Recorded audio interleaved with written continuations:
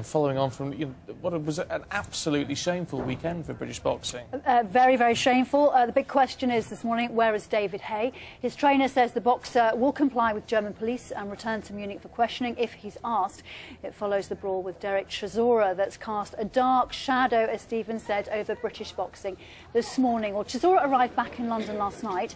He was arrested yesterday by police at Munich airport but was released without charge.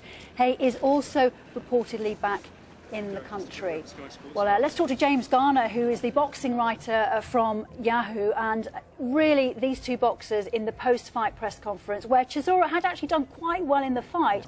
These two boxers really crossed the line. Let's have a look. A bit of flash photography coming up as well. These two boxers really crossing the line, and people just saying how shameful for British boxing today.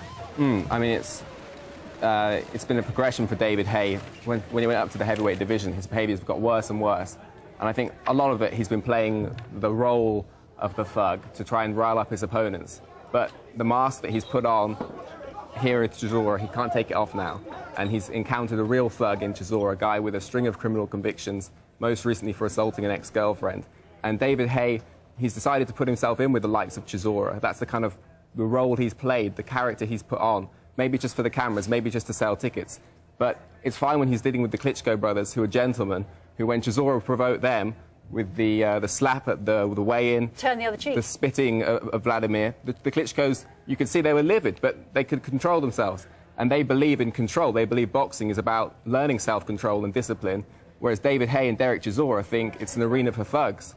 And it's going to be time for the British Board of Boxing Control to really clamp down on those two boxers. Do you know what? A lot of people have tweeted us in this morning and said, like Billy Bothwell has suggested, this is the worst PR stunt ever. And actually, people believe this was actually set up, but you have the theory that it couldn't possibly have been. No, I don't think so, because David Haye's ego is too big. He doesn't want to fight Chisora. He's only interested in fighting Vitaly. He said, I'm only going to come out of retirement to take on Vitaly. So he's come to this press conference to try to incite Vitaly.